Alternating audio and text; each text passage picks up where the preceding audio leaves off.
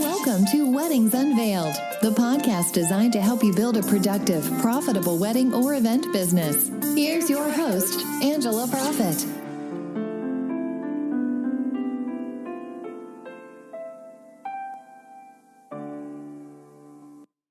Hi, y'all. It's Angela Profit, your event and productivity therapist, coming to you from the heart of Music City in Nashville, Tennessee. Thank you so much for tuning in to this episode of Weddings Unveiled, professional tips and secrets on wedding planning and event design, where we take you behind the scenes of our past experiences in the event industry, what we have learned from them, and how they have made us stronger. This podcast will help you grow a productive and profitable business to launch you into success within the hospitality industry. Today, I'm joined by the best communications and event consultant in the business, Alison Burry.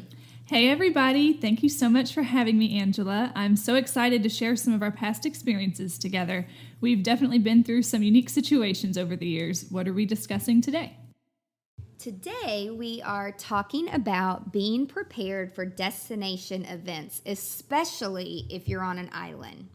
And this was definitely a fun and unique experience for everybody involved. And Angela actually went to the island by herself because it was a smaller group, and they always say that she can handle it alone, and we kind of just go along with it. But we did a lot of preparation ahead of time to kind of help all the work she had to do and hopefully take some things off of her plate, so when everything got there, it was just ready for her and she could get to setting it all up. But they wanted all new decor and all things that they had never used before, and they don't have much available on the island at all. So we had to do a lot of online shopping, a lot of ordering, and when sending things to an island, you have to deal with custom forms and deadlines and getting everything there to the custom center about a month before you even need it on the island, because they have to process it and look through it all and make sure it's all safe. And there were these special receipts that we had to put together that we didn't even know about until the stuff arrived at customs. And so we were scrambling to put those together, and it was just a lot of work, and everything goes through a lot of channels before it even arrives there. So we were lucky that not everything was broken when it got there, even though there was quite a few things that had shattered, but we were able to get refunds. But we had to help a lot, so tried to prepare ahead of time. But Angela, what happened when you finally got to the island? So I cannot stress this enough, that doing destination events, you've got to be prepared for anything and have a good attitude about it. Because although Allison and the team did so much preparation work and we thought everything was just gonna go so smoothly, when I got there, like you said, Allison, there was so much of the glassware was broken, and that wasn't even the worst of it, though. So this was a week-long event, and so we had 3 events, pretty much breakfast, lunch, dinner, and breakout sessions for 5 days. And the dinners is what I was there for, to design and make them beautiful and over the top and very detailed. And since it was a smaller group, I thought I had a lot of time to do this, but in finding out about the glassware, the worst part of it is the flowers that I had ordered way ahead of time, they never arrived. They never came.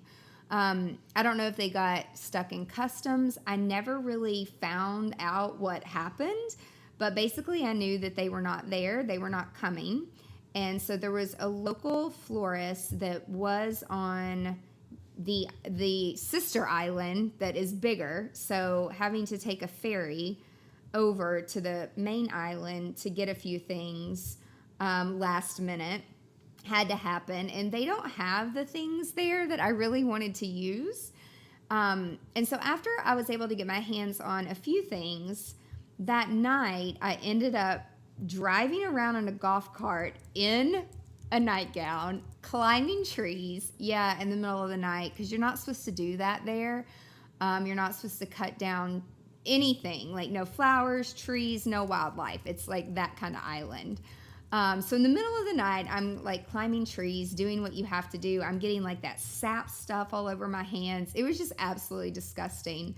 But I did just laugh at myself that I was doing this. And then I guess I stepped into like a lizard family, and a lizard bit me, which I didn't even know that was possible. I even Googled it and like, do lizards bite? And it was like something in the lizard family. Ugh. But my ankle got so swollen, and I thought, well, maybe I should stop climbing trees in the middle of the night and cutting things down. But I got what I needed. So that's great. But I really had to improvise and think on my feet quick on how to be creative for 5 days for 3 different events. So yes, that's 15 events. And then aside from the lizard biting me in the middle of the night, during setup for each of the days, I mean, again, we're on an island, I'm outside. Even though I had sunscreen on and bug spray on, I got so burned. And it wasn't like a good tan that turns brown after 24 hours. It was like the painful burn that like damages your skin. But the people were happy, and they had no clue what was going on behind the scenes, thank God. And we made everything look great in front of everybody, but people just don't even know what's going on in the background. Yeah, it was definitely a lot that went on. And even there were so many emails that, because there was really bad cell phone service for you guys, and they couldn't, since Angela doesn't have an international phone, obviously they had to do a lot of texting and WhatsApp, and they sent a lot of emails. So I actually ended up watching or seeing all these emails come in the inbox, and I only knew what I saw in the emails. And so there were all of these messages coming from everybody on the island about bird watching, and they were trying to get Angela to go meet them and watch some birds somewhere. And I didn't even know what it was for, but I'm just seeing these emails come in, and I'm like, what in the heck are they doing down there? So they wanted to shoot a promo video. So we were also working on that to capture all of these events for this small group. And apparently there are these really rare birds that are just about extinct. Is that the right word? And so when Allison was texting me on WhatsApp about these birds, in my head, I'm like, are you effing kidding me? Like, I have time to go watch for these birds? And at one point, one of the staff members sent me a picture from the spa because this bird had landed in the spa, as if I could just have the camera guys run over to the spa with their camera. And it just doesn't work like that. We did end up getting the birds, but I had help. I told them that I had to focus on other things, and unfortunately I could not bird watch. And instead, I needed to prepare the day that all this was going on. I needed to prepare for the final big shebang dinner. And the original plan was to have these beautiful green runners, which again never came in. And so I was driving around the island, this time legitimately during the day, with like a guy who takes care of the grounds. His name was Marty. He was great. He didn't really speak much English, so I just had to point and basically ask, like, can you cut that down? And he just would look at me and say, oh, no. And so I'm like, okay, what about this? What about this? So finally, we found these beautiful palm trees, and he told me that we could cut down some of the palms. And I thought, oh, that would be perfect. And so he dropped me off to go set up, and then he's like, I'll cut them down and bring them back to the restaurant. So I walk in, I'll never forget, and these palms, they look so small, like up in the air. But then down on the ground, they were freaking humongous, and like they would have overtaken the dinner table. Like there was no way we could use them. And so I really underestimated how big they were. We actually put them in these huge vases and flanked them on each side of the entrance, and it looked really, really pretty. But the thing that happened with that dinner, because everything was outside, and of course I looked at the weather app to make sure it wasn't going to rain, and it wasn't supposed to rain, but being in the Caribbean, showers just happen.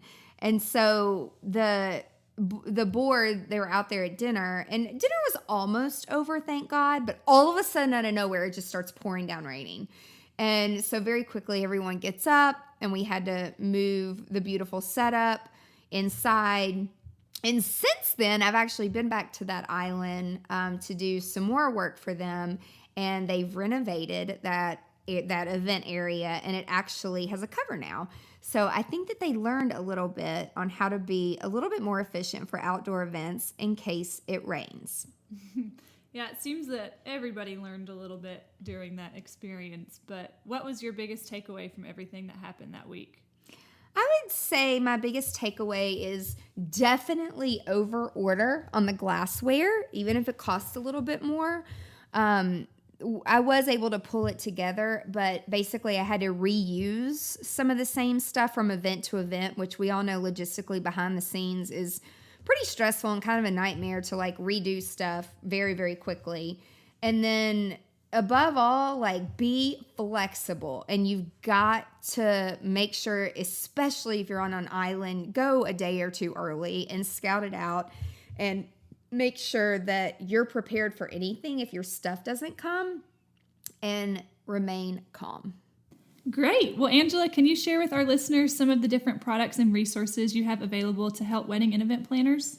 Absolutely. You can visit the blog on the website, and there's lots of great articles and resources available there, which it's angelaprofit.com. You can sign up for tips and resources and be part of our email list. We'll send you all kinds of juicy details. We do webinars and live events, so watch social media for more about that. Awesome. Well, Angela, thank you so much for sharing your valuable advice with us today. I can't wait for next week to tell more of our incredible experiences together. And thank you, Alison, so much for joining me. And thank you so much to our listeners for joining us today on Weddings Unveiled, professional tips and secrets on wedding planning and event design. Tune in next week to learn more from our past experiences. If you found this podcast helpful, please share it with other wedding and event professionals. Be sure to subscribe today so you never ever miss the juicy details of Weddings Unveiled.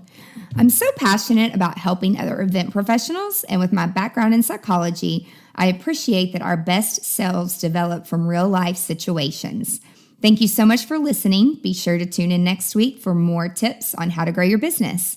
And if you have a question or an unresolved issue that you want guidance on, connect with us on angelaprofit.com. For more valuable resources, again, visit the website. And until next time, remember to stay productive and profitable.